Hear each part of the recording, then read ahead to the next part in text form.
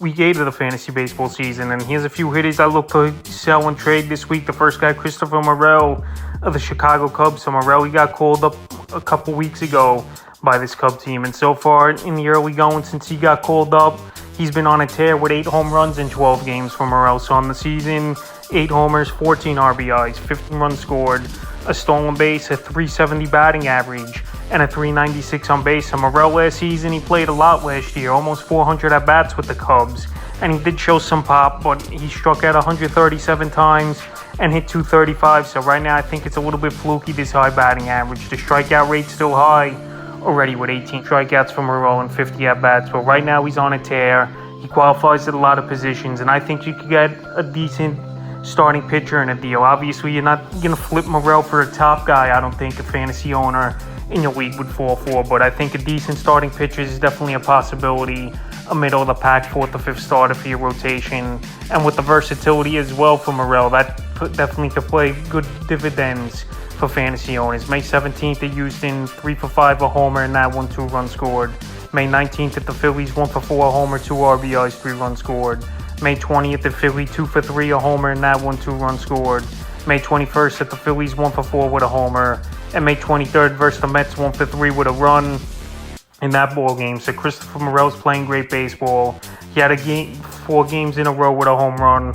And right now, it's not going to keep up, I believe, for Morel. He's not known for a 30, 40 home run power hitter, is Morel. But right now, I know he's hitting for pop and he's getting on base a lot. But right now, just going by his numbers last season and even in the minor leagues, it just don't all add up. So right now, while he's hot, he's definitely a hitter to sell high this week. The next hit is Josh Lowe of the Tampa Bay Rays. So Josh Lowe, he's off to a nice start so far in the early going. And right now, he's ranked 13th in fantasy baseball, which I don't think is going to keep up, obviously. On the season, 11 home runs, 34 RBIs, 27 runs scored, 9 stolen bases already, a .309 batting average, and a .365 on base. So last season, he had 181 at-bats. This year, 136.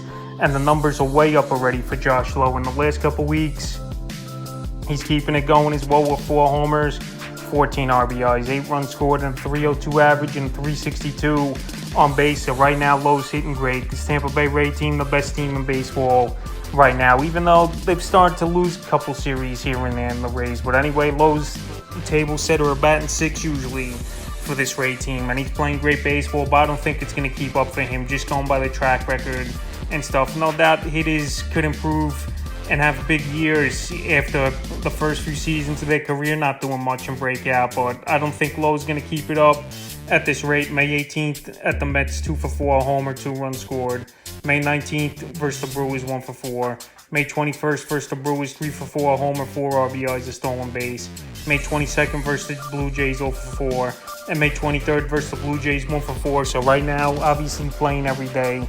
Ranked 13th in fantasy baseball, but I just don't see you keeping up. And I think you could get a bat that's off to a slow start and obviously has a better track record or good starting pitcher in a deal for Lowe, because I just don't see him keeping up these numbers, and especially the stolen bases as well, with 9 already in the early going. So right now, I think he's playing a little bit over his head, and he's a hitter I would sell this week. The next hitter is Paul DeJong of the St. Louis Cardinals. So DeJong just called back up from the minor leagues a couple weeks ago, and he's on a tear right now, one of the hottest pickups on the waiver wire. So if you could pick up a guy like DeJong off the wire and flip him in a deal for a quality starting pitcher, why not? So on the season for DeJong, 8 home runs, 18 RBIs, 21 runs scored, stolen bases, a .298 batting average, and a .366 on base. So right now he's tearing it up with DeJong. We've seen flashes like this throughout his career where out of nowhere he'll go on a home run tear.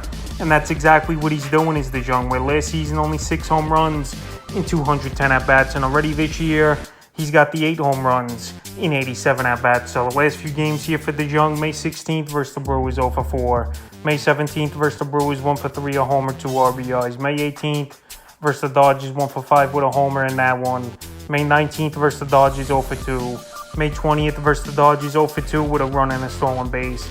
May 21st versus the Dodgers, 2 for 3, a homer, 4 RBIs, 4 runs scored. May 22nd at the Reds, 2 for 5, a homer, 4 RBIs.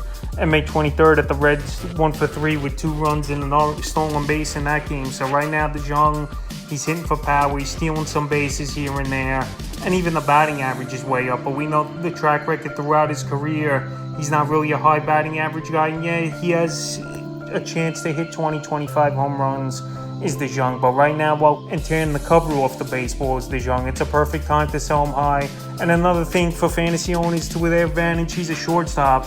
And we know shortstop's one of the weakest positions in fantasy baseball. So right now, DeJong I would sell this week. Next hit is his teammate Nolan Gorman of the St. Louis Cardinals. So Gorman, he's been on a home run barrage right now for this Cardinal team. On the season, 13 home runs, 39 RBIs, 3 stolen bases, 21 runs scored, a 297 batting average, and a 387 on base. So Gorman over the last few weeks, he's been one of the hottest hitters in fantasy baseball. 6 home runs, 16 RBIs, 11 runs scored, a 432 batting average, and a 523 on base. So he's getting on base over the more than half the time now is Nolan Gorman. He's showing power. We know he was a solid prospect in the minor leagues the last 2 seasons before making his debut last season. And second baseman as well plays in his favor, obviously. Well, we know it's one of the weakest positions in fantasy baseball, but his strikeout rate's still high. Last year, 103 strikeouts and 283 at-bats. And this season already 41 strikeouts. I mean, he's on a hot streak. This Cardinal team, they pretty much came out of nowhere over the last few weeks where they were in last place in the NL Central. And now they're working their way back up. And they've been winning ball games led by Gorman, Arenado, and Goldschmidt. May 19th versus the Dodgers, 1-for-4. May 20th versus the Dodgers, 2-for-3, a homer, 3 RBIs. May 22nd at the Reds, 1-for-4 with 2 runs. And May 23rd at the Reds, 1-for-5. So right now, Gorman, I know he's showing power. I know the batting average is up there. But with this high strikeout rate and his contact, besides the home run ball, isn't all that great this season here. He's definitely a hitter I would sell high. And with that second baseman eligibility, EH is Gorman. He's definitely a hitter I would look to sell high this week because I don't think he's going to keep it up at this rate is Gorman. I think the batting average will dip down for the most part to the 230s, 240s, maybe 250s at best. I know right now he's hitting just about 300 is Gorman, but I just don't see it keeping up. So right now, well, he's on a hot streak over the last couple weeks. It's definitely a guy I would sell this week. And the 5th and final hitter I look to sell is Jake Fraley of the Cincinnati Reds. So Fraley, it's been a nice season so far for him, but he's really gotten it going over the last couple weeks here on the season. 5 home runs, 33 RBIs, 6 stolen bases, 16 runs scored, a 271 average, and a 367 on base. But the last few weeks here, one of the better hitters in fantasy baseball was Fraley. 3 homers, 14 RBIs, 3 stolen bases, 7 runs scored in the time here. And he's ranked 11th is Fraley. So Fraley, we know, plays in a bandbox in Cincinnati. He's playing every day for this Red team besides versus lefties, batting 3rd or 4th, usually in the lineup.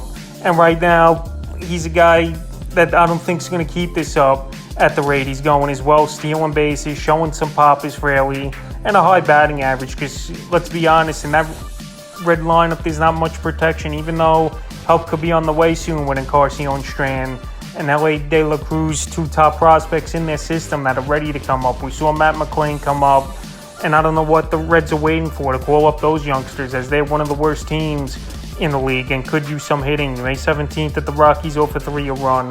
May 19th versus the Yankees, 1-for-3, 2 RBIs, a stolen base. May 20th versus the Yankees, 1-for-4, an RBI.